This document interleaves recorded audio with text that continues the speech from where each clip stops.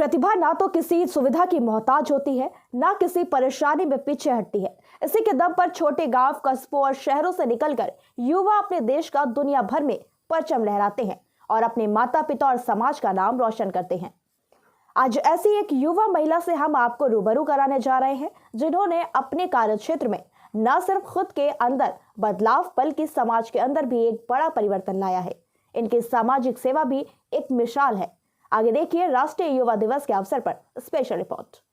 युवाओं के प्रेरणा स्रोत और आदर्श पुरुष के रूप में प्रचलित स्वामी विवेकानंद की जयंती आज पूरा देश मना रहा है। साथ ही इस दिन राष्ट्रीय युवा दिवस भी मनाया जाता है। इस खास दिवस के अवसर पर हम आपको एक ऐसी शख्सियत से रूबरू कराने जा रहे हैं, जिन्होंने अपनी प्रतिभा और विचारधारा, मेहनत और निष्ठा के दम पर खुद का एक मुकाम हासिल किया और कई महिलाओं और युवाओं को जागरूक किया, उन्हें रोजगार के साथ साथ नए आयाम स्थापित करने में मदद की। ऐसी शख्सियत कोटा नगर निगम एवं जिला प्रशासन की सहयोगी वरिष्ठ समाज सेवी डॉक्टर हेमलता गांधी, जो आज एक युवा आदर्श महिला के तौर पर पहचानी जाती है, जिनका नाम प्रदेश की विशिष्ट प्रतिभावान एवं गौरवशाली महिला के तौर पर लिया जाता है। आगे देखिए कोटा सूचना इंडिया से ब्यूरो चीफ जेबा पटेल की हेमलता गांधी से खास बातचीत। क्लॉक को इन द मॉर्निंग में 4 बजे उठती हूँ और 4 बजे से लगातार 9:30 तक मेरी इतनी स्ट्रॉन्ग जो है दिनचर्या होती है, जिसमें सुबह का जो जल्दी उठेगा वो उतना ही ज़्यादा कर पाएगा। मैं ये सोचती हूँ कि मैं अपने काम के साथ साथ, मैं अपनी जॉब के साथ साथ समाज को और क्या दे सकती हूँ, क्योंकि मैं मोटिवेटेड हूँ। मैंने बहुत सारी लिटरेचर पढ़े, खूब सारी किताबें पढ़ी। मुझे एक साहित्य ऐसा हाथ लग गया कि जिसने मेरे अंदर आग जला रखी है और वो आग बुझती नहीं है कोई। नमस्कार, आदाब, स्वागत है आप सभी का सूचना इंडिया न्यूज़ चैनल में। जैसे कि दोस्तों आज स्वामी विवेकानंद जी का जन्मदिन है। बिल्कुल दोस्तों, प्रतिवर्ष ये राष्ट्रीय युवा दिवस के रूप में मनाया जाता है। बिल्कुल दोस्तों, आज हमारे साथ में ऐसी ही जोश, जज्बे, जुनून और आदर्शों से भरी महिला डॉक्टर हेमलता गांधी हमारे बीच में मौजूद हैं। आइए सीधा उनसे जुड़ते हैं और जानते हैं कि किस तरह से युवाओं को प्रेरित करने के लिए क्या क्या कार्य कर रही हैं। स्वागत है आपका। नमस्कार। एक्चुअली आज जो युवा क्रांति बोलें कि युवा दिवस के साथ साथ युवा क्रांति दिवस भी मैं बोलना चाहूँगी, क्योंकि आज हमारे भारत के अंदर हम ये बोल रहे हैं कि युवाओं को दिशा दें युवा दिवस पे, या पूरे भारत को ही युवा भारत बना दें। बात चल रही है युवाओं की, तो युवा वो है जो स्वामी विवेकानंद जी के सपनों के भारत को साकार करने के लिए उन्होंने कुछ कहा था कि उठो, जागो, रुको मत जब तक कि तुम्हें अपना लक्ष्य न मिल जाए। आज हर युवा ने एक सपना संजोया हुआ है, अपना लक्ष्य, अपना टारगेट, अपना ऑब्जेक्टिव, अपना एम लाइफ का बनाया हुआ है, लेकिन उसको साकार करने का, उसको फुलफिल करने का जो रास्ता है, वो रास्ता बहुत ही धैर्य और बहुत ही संयमित रास्ता है। लेकिन अनफॉर्चुनेटली आज मैं थोड़ा सा इस युवा दिवस पर मुझे जो गम होता है कि हमारे युवा कहीं ना कहीं दिशा भ्रमित हो गए हैं, और जो नशा नाश की जड़ है, और जिस तरीके से आज जहाँ देखेंगे वहीं वो स्मोकिंग का धुआं उड़ाता हुआ मिलता है, पाउच से पिचकारी लगाता हुआ मिलता है, बोतलों से वो अपना और अपने शरीर का नाश करता हुआ मिलता है। तो इससे युवा की परिकल्पना हमारे स्वामी विवेकानंद जी ने नहीं की थी। हम उस भारत के निवासी हैं जो आज पूरे विश्व बिरादरी में हमारा लोकतंत्र, हमारा प्रजातंत्र को पूजा जाता है और कहा जाता है कि भारत की सबसे ज़्यादा आबादी युवा है। तो जब सबसे ज़्यादा आबादी युवा है और सबसे ज़्यादा आबादी होने के कारण अगर वो आबादी कहीं ना कहीं दिशा भ्रमित है, तो क्या हम आगे किस तरीके के भारत का निर्माण करेंगे, ये मैं थोड़ा सा जो है आज युवा दिवस पर कहना चाहूँगी। बिल्कुल, जैसे कि हेमलता जी आपने बताया, युवा नशा मुक्त होते नहीं जा रहे हैं, नशा करते हैं, अपने जो जिम्मेदारियां हैं उनको धुएं में उड़ाते जा रहे हैं। तो ऐसे युवाओं को मोटिवेशनल क्या कहना चाहेंगी आप? देखिए, हर व्यक्ति का एक मकसद होता है जीवन में, और सबसे पहला उसका मकसद होता है कि मुझे कुछ न कुछ रोजगार मिले, मुझे आजीविका का एक सोर्स मिले, मुझे अपनी लाइफ स्टाइल जीने का एक तरीका मिले, मैं समाज में कुछ इस तरीके का अर्निंग करूं जिससे मैं अपना परिवार और खुद को जो है खुद का लाइफ जी सकूं। यही हमारा एक उद्देश्य होता है। लेकिन आज जो सपने तो हमारे पास सभी के पास हैं, हम हर युवा अपने सपने को संजोए हुए हैं, लेकिन जो नशा है उस नशे के कारण हम ये सोचते हैं कि नशा जो है क्षणिक रूप से करने के बाद हम भूल जाएंगे कि हमें क्या करना है। बेसिकली नशा क्यों किया जाता है? कुछ भूलने के लिए, चाहे वो गम हो या खुशी हो, उसको उड़ाने के लिए किया जाता है। तो आज जो युवा की सबसे बड़ी तकलीफ़ है, मैं ये समस्त जो भी इसको सुन रहे हैं सभी से कहना चाहूँगी कि सबसे बड़ी तकलीफ़ आज युवा की है, वो है रोजगार, वो है उसका आजीविका का साधन, वो है बेकारी, जिसको हमें मिटाना पड़ेगा। आज उसी के कारण जो है ज़्यादा से ज़्यादा युवा जो है वो नशे की लत में है। तो हम उनको समृद्ध बनाना है, उनको सशक्त बनाना है, उनको आत्मनिर्भर बनाना है, तो वो अपने आप इस लत से दूर होंगे। क्योंकि मानसिक रूप से जब व्यक्ति पीड़ित हो जाता है, तनाव में आ जाता है, तो वो किसी न किसी रूप से नशे का आदी हो जाता है। तो हमें अपनी इस युवा पीढ़ी को रोजगार के साधनों के माध्यम से, कौशल प्रशिक्षण के माध्यम से, अनेक तरीके के जो स्किल्स प्रोग्राम चल रहे हैं, हर व्यक्ति किसी दफ्तर में जाके काम नहीं कर सकता, लेकिन हर व्यक्ति श्रम प्रबंधन का काम कर सकता है, अपने हाथ के हुनर का काम कर सकता है, अपने दिमाग के हुनर का काम कर सकता है, वो उसी से अपनी आजीविका चलाने का काम कर सकता है। लेकिन हमारी शिक्षा जो है वो हमें नौकरी, सिर्फ नौकरी, हर व्यक्ति पढ़ाई करता है और नौकरी की तरफ झांकता है, और नौकरी जब नहीं मिलती उस व्यक्ति को तो वो हताश, निराश होता है, मानसिक रूप से कमज़ोर होता है, और फिर वो नशे की लत में आ जाता है, या अनेक प्रकार की दुष्प्रवृत्तियाँ जो आज के समाज में हैं उनमें वो ग्रसित हो जाता है। तो मैं आज सरकार को इस माध्यम से, इस मीडिया मंच के माध्यम से ये कहना चाहती हूँ कि ज़्यादा से ज़्यादा युवाओं को रचनात्मक, सृजनात्मक, सकारात्मक और आय सृजन गतिविधियों के कार्यों में संलग्न करें, ताकि ये भ्रमित न हो, बल्कि जो हमारे देश के लिए कहा जाता है कि युवा, भारत एक युवा वर्ग का देश है। हमारे स्वामी विवेकानंद जो युवाओं के हृदय सम्राट हैं, जो हमारे प्रेरणा स्रोत हैं, उन्होंने भी युवाओं को यही कहा था कि युवा तुम एकजुट हो जाओ और ऐसे सपने देखो, ऐसे भारत का निर्माण करो जो पूरा विश्व उस भारत की ओर नमन करे। क्योंकि सबसे पहले सूरज आके जो डेरा डालता है वो हमारा भारत देश ही है, और जब भारत देश का युवा जागेगा तो पूरे विश्व बिरादरी में इसका असर होगा। तो भारत के युवाओं को यह पहल करनी चाहिए। आप NULM की हेड हैं, तो ऐसे युवा, महिला और पुरुषों को आगे बढ़ाने के लिए क्या कार्य कर रही हैं? देखिए, मैं महिलाओं को, युवाओं को, बच्चों को, किसी भी आयु वर्ग का कोई भी महिला पुरुष हो, मैं जिस प्रोजेक्ट के अंदर काम कर रही हूँ, सबसे पहले हमारा मोटो रहता है कि कोई व्यक्ति अपने घर से चलकर अगर हमारे दफ्तर तक आया, हमारे ऑफिस तक आया, हमारे कार्यालय तक आया है, तो ज़रूर उसकी कोई ना कोई तो तकलीफ़ होगी, कोई ना कोई फरियाद होगी, कोई ना कोई बात होगी, समस्या होगी। तो हम उसमें किस तरीके से उनके सहभागी बन सकते हैं, उसकी समस्या को सुनना, और वो हमारे लायक होती है, हमारे स्तर की होती है, तो हम उसको बाकायदा उसका सॉल्यूशन करने की कोशिश करते हैं।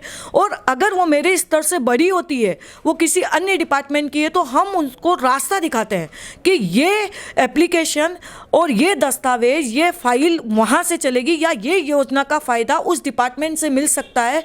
उन लोगों को हम पूरी जानकारी के रूप में उनको सशक्त करते हैं।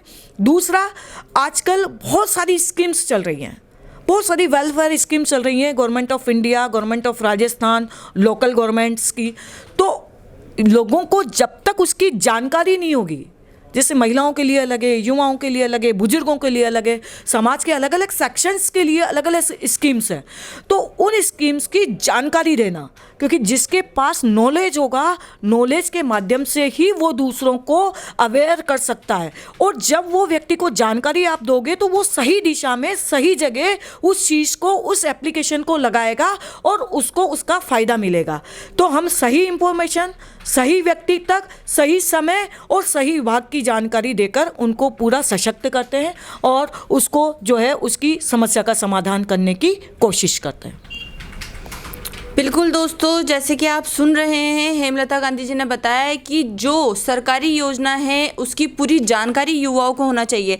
बिल्कुल आपसे ये भी हम जानना चाहेंगे कि आज के समय के अंदर युवा अपनी जिम्मेदारियों से वंचित है, अपने माता पिता को बोझ समझते हैं, सोचते हैं कि आगे जाके उनको बहुत सी जिम्मेदारियां उठानी है, लेकिन वो अपने ही बुजुर्ग माता पिता की जिम्मेदारी नहीं उठाते हैं। ऐसे आज की इस जनरेशन में ये बहुत बड़ा मुद्दा और बहुत बड़ी परेशानी का सामना देखना पड़ रहा है।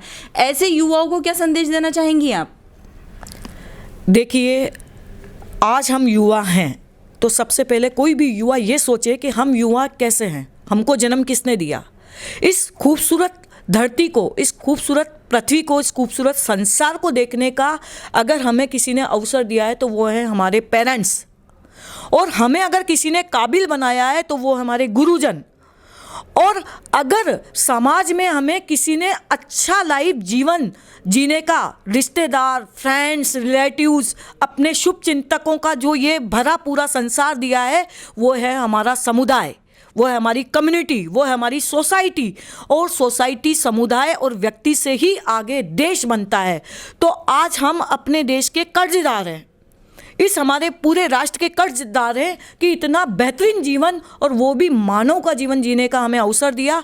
तो ऐसे में सभी युवाओं को कहना चाहूँगी कि माता पिता को कभी भी किसी भी हाल में, क्योंकि उन्होंने हमें बनाया है और उनको इतनी सी अपेक्षा रहती है कि मेरा बच्चा खुश रहे, उसका परिवार खुश रहे, वो हमारे सपनों के लिए, हमारी खुशी के लिए, हमारी प्रसन्नता के लिए वो सब कुछ न्यौछावर कर देते हैं। तो हमें उनके बुढ़ापे का सहयोग और सहारा बनना ही पड़ेगा और बनना चाहिए, क्योंकि ये हमारे संस्कार और संस्कृति में घुली हुई बात है।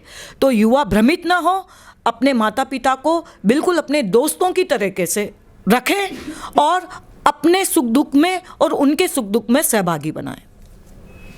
बिल्कुल हेमलता जी, हम आपसे भी पूछना चाहेंगे, आपकी ज़िंदगी के संघर्ष के अंदर आपका मोटिवेशनल कौन रहा और युवा व्यवस्था के लिए सही उम्र क्या होती है? आपसे आपकी ज़िंदगी की विचारधारा हम पूछना चाहेंगे, कैसा रहा आपकी ज़िंदगी का संघर्ष? देखिए, मैं बहुत छोटे से गांव से बिलोंग करती हूँ, बकानी जो झालावाड़ डिस्ट्रिक्ट में आता है। तो संघर्ष तो काफ़ी रहा। बीइंग ए गर्ल, छोटे से गांव से निकलना, छोटे से दायरे से निकलना, और वो भी जिद करके निकलना, क्योंकि मैं बहुत जिद्दी लड़की हूँ। तो छोटे छोटे तनावों से और इन व्यवस्थाओं से मैं निकली हूँ। अब मेरा संघर्ष अगर आप पूछेंगे तो हर व्यक्ति युवा होने का एक, सबने अपनी एज ग्रुप बना रखी है कि मैं जब इतना बड़ा हो जाऊंगा तब मैं ये काम करूंगा। मैं आपको बताना चाहूँगी कि जब मैं 8th क्लास में पढ़ती थी तभी से मैं अपने पिताजी के साथ, मैं अपने फादर के साथ, हमारे कपड़े की एक शॉप थी, तो मैं अपने फादर के साथ 8th क्लास से ही कपड़े की शॉप पे बैठती थी। और मैं जब तक मैंने बीकॉम किया तब तक मैं अपने फादर के साथ शॉप पे बैठी हूँ। उस समय मैं पढ़ाई भी करती थी और पापा के साथ उनके काम में भी हाथ बटाती थी। लेकिन उस समय जो मैंने उनसे सीखा, क्योंकि अगर कोई आप दुकानदार हैं तो आपका जनरली मोटो क्या रहता है कि कोई ग्राहक अगर आपके पास आए तो उसकी जेब से पैसा निकालना। मेरे पिताजी ने मुझे ये सिखाया था कि बेटा, मैं कहीं जा रहा हूँ, अपनी शॉप पे कोई भी ग्राहक आए, अपन को नुकसान नहीं जाएगा, कोई भी कपड़ा किसी भी रेट में दे देना। तो मैंने कहा पापा ऐसा क्यों? तो वो बोलते थे अपन को तो पैसा आना चाहिए, ठीक है, मतलब उसकी जेब से पैसा निकलना चाहिए। ये एक बनिए का गुण होता है जो उन्होंने मुझे सिखाया। अब मैं जब शॉप पे बैठती थी तो मैं, कोई भी ग्राहक आए, वो जो रेट बोलता था मैं उसी रेट में उसको सामान देके, और मैं अपना आमदनी का जो जरिया था मेरा वो चलता था।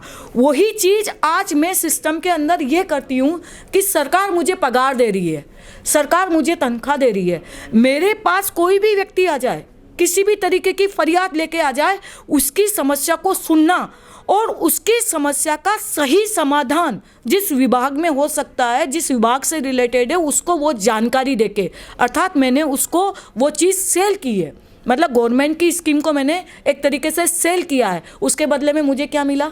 मुझे सरकार तनख्वाह दे रही है और मुझे उसकी वेल विशेस मिली। तो ये मैं मानती हूँ कि इस सिस्टम में अगर कोई भी व्यक्ति बैठा है, सिस्टम की इतनी बड़ी ताकत होती है कि हम उस व्यक्ति को दिशा दे दें और उसका काम सफल हो जाता है, तो वो आपको कितनी ब्लेसिंग देता है। उस ब्लेसिंग से मेरा काम चलता है। दूसरा मैं ये कहना चाहूँगी, मैं एक बहुत अच्छा उदाहरण आपको बताना चाहूँगी कि मैं लगभग 17 वर्षों से डेवलपमेंट सेक्टर के में काम। युवा देश की रीढ़ की हड्डी और ढाल होता है। आज हमारे माध्यम से जितना युवा हमें सुन रहे हैं, जितने भी युवा हमें सुन रहे हैं, वो आज एक संकल्प लें कि हमें हमारे देश को नशा मुक्त बनाना है। यही संकल्प हमें लेना चाहिए।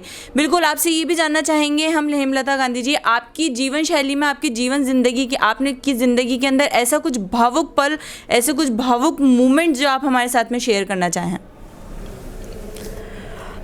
देखिए, मैं इतनी मतलब बहुत ज़्यादा जिसे बोलते हैं ना हाईली मोटिवेटेड, मैं उस तरीके की लड़की हूँ। तो कभी कभी क्या है कि बहुत सारे लोग मुझे समझने में बहुत गलती कर देते हैं।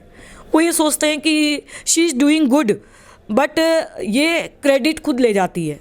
कुछ लोग ऐसा बोल देते हैं ना, तो मैं बहुत भावुक हो जाती हूँ, क्योंकि मैं किसी भी काम को कर रही हूँ, मेरी जो रूटीन रहती है ना, मेरी आप अगर मॉर्निंग रूटीन देखेंगे, मैं 4 o'clock को इन द मॉर्निंग में 4 बजे उठती हूँ और 4 बजे से लगातार 9:30 तक मेरी इतनी स्ट्रॉन्ग जो है दिनचर्या होती है, जिसमें सुबह का जो जल्दी उठेगा वो उतना ही ज़्यादा कर पाएगा। मैं ये सोचती हूँ कि मैं अपने काम के साथ साथ, मैं अपनी जॉब के साथ साथ समाज को और क्या दे सकती हूँ, क्योंकि मैं मोटिवेटेड हूँ। मैंने बहुत सारी लिटरेचर पढ़े, खूब सारी किताबें पढ़ी। मुझे एक साहित्य ऐसा हाथ लग गया कि जिसने मेरे अंदर आग जला रखी है, और वो आग बुझती नहीं है। कोई कितना भी पानी डाले, अगर कोई नेगेटिविटी का पानी, अगर नेगेटिविटी डालता है मेरे अंदर, तो वो अगर 1 गुनी जल रही है तो वो 4 गुना हो जाती है। तो मुझे फिर 4 गुना काम करना पड़ेगा। बिल्कुल। मेरी प्रॉब्लम ये हो रही है कि मैं एक काम करती हूँ, उसमें 99 लोग मुझे बहुत अप्रिशिएट करते हैं। एक व्यक्ति इतना बुरा बोल जाता है कि उस एक व्यक्ति के बुरा बोलने से मेरे अंदर 4 गुना ताकत पैदा हो जाती है। तो फिर मुझे 4 गुना ताकत से वापस काम करना पड़ता है। तो मैं अभी तक ठीक से सो ही नहीं पाई हूँ। बिल्कुल, मैं 17 सालों से ठीक से सो नहीं पाई हूँ, क्योंकि वो आग इतनी बुरी जल रही है अंदर। मुझे कुछ नहीं बनना है, मुझे कुछ नहीं करना है, लेकिन मुझे अपने देश को कुछ देना है। मैं अपने राष्ट्र को, अपने समाज को कुछ देना चाहती हूँ, और वो मुझे मिल रहा है किताबों से। मैं एक ऐसा व्यक्ति जिसने मुझे झकझोर रखा है, पंडित श्री राम शर्मा आचार्य, जिनके 108 वाग्मय से मैंने अभी 17 वाग्मय पढ़े हैं। मेरी 42 ईयर्स एज हो गई है और मैं 17 साल से लगातार पढ़ रही हूँ। मुझे जितना समय मिलता है, अभी तक मैं 17 पढ़ पाई हूँ, और मेरे को मेरी ज़िंदगी कम लगती है, मेरे को 108 पढ़ना है। जब 17 ने मुझे ये ताकत दे दी है, तो मैं 108 पढ़ लूँगी तो मुझे कितनी ताकत आ जाएगी, आप समझो। तो विचारों का खेल है। जो जितनी नेगेटिविटी देगा, उसके अंदर यही है। हमको कोई अगर नेगेटिविटी से देख रहा है, तो हमें उसका नुकसान नहीं करना है, हमें उसको ताकत बना के और ज़्यादा फैशन के साथ, और ज़्यादा जुनून के साथ, जज्बे के साथ, और पूरे मोटिवेशन के साथ हज़ारों लोगों को मोटिवेट। मानिए अगर किसी ने 10 काम किए हैं, 10 में से 9 काम उसने अच्छे किए और 1 काम अगर उसने गलत किया है, तो आप 9 कामों की चर्चा तो नहीं करेंगे। हमारे समाज में क्या हो रहा है, हम 9 कामों की चर्चा नहीं करेंगे। हमने जो उसका 1 काम गलत हुआ है, उसको हम बहुत बड़े तरीके से, बड़े लेवल तक फैलाते हैं। तो मैं ये कहना चाहूँगी, अगर कोई बेटा है, बेटी है, या समाज का कोई भी व्यक्ति है, अगर उसने 10 काम में से 9 काम अच्छे किए हैं, तो आप उसको ये याद दिलाओ कि यार आपने वो। मैं ये कहना चाहूँगी, मैंने शुरुआती दौर पर ही आपको कहा है कि भारत के युवा भारत नहीं है, भारत को ही युवा बनाना है।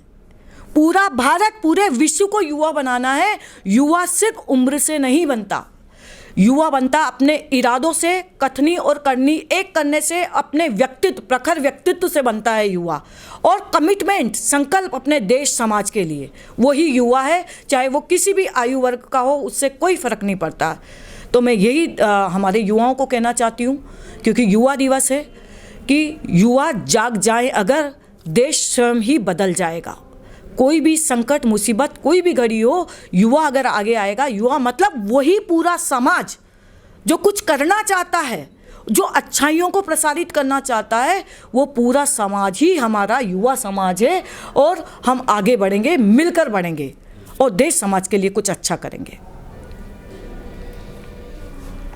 बिल्कुल दोस्तों, आपने डॉक्टर हेमलता गांधी जी को सुना, जिन्होंने जोश, जज्बे, जुनून की कहीं से कहीं तक कोई कमी नहीं है दोस्तों।